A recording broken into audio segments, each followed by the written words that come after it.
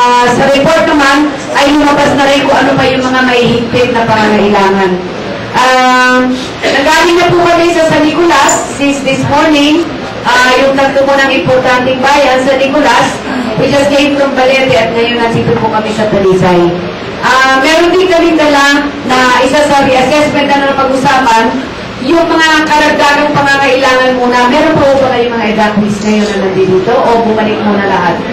Bumalik muna lahat. But again, andito rin po yung ibang relief goods na immediate needs, just in case. Pero ang unang balita, hindi po putok ang program. Tama.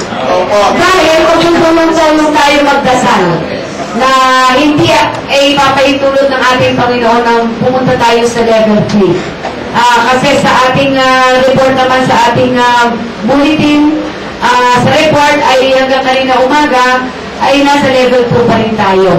Although kanina initially nag-meeting tayo piti sa Balete, ay may nagpapanik sa Kalawit at meron yatang nagbugayana doon sa dalawang crater niya, bunganga.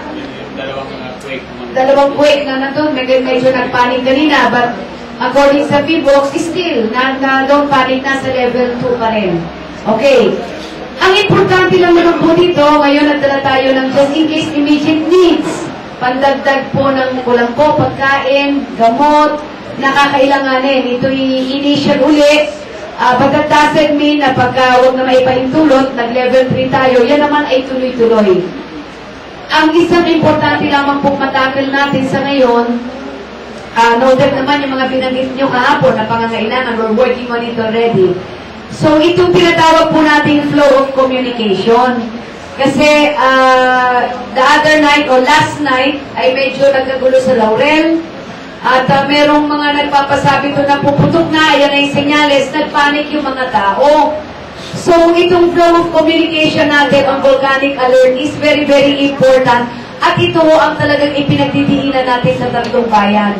When I say flow of communication, ito yung paniniwalaan natin pag nag-confirm na yung level 2 ay napunta na sa level 3. So, ito ang magko-confirm niyaan. So, yung ibang bali-balita, wag natin masyadong papatulan kasi hindi magandang magpanik ang mga tao. Mas lalo tayong madidisgrasya. So, itong flow of communication, which is very, very important, ang unang magko-confirm just in case na from level 2 ay mag-level 3 ang tinatawag natin volcano alert. Ang PBOX po ang siyang magko-confirm sa PTCC, sa provincial government sa amin, being the chairman and vice chairman, si PD. Okay, sila ang magko-confirm na confirm na nasa level 3 na tayo. So pag sinabing level 3, evacuation time. So, at mula naman po sa PTCC, pag in-confirm po ng PBOX, i-inform po namin ito for confirmation also ang RTCC 4A. To tell them na it's confirmed na from level 2 ay naging level 3. From RTCC 4A confirmation, back to PTCC sa amin po, at kami mismo, through PDCC, ang mag-i-inform sa MDCC para sabihin namin confirm level 3 at go na para sa evacuation.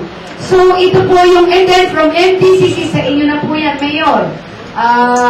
Through you, ay kayo naman po ang magbibigay po ng confirmation sa BDCC sa inyong barangay. Higit sa lahat, ito pong dalawang sityo na nandito po ngayon sa atin sa may Tabla at sa Isidro na nandun mismo na malapit sa crater. Pinabanggit ko lang po ito because itong mga dumating na situations since our last meeting Monday, itong mga nakaraang araw, yung mga nagpapapanik na kung ano-ano na malapit na pumutok, nagpapanik po ang mga tao, which is not good. So, binabahagi ko po ito sa inyo dahil ito po ang flow of communication natin para masiguro natin na confirm kung talaga nga nag-level 3 na ang ating pong Taal Volcano. Maliliwanag po ba?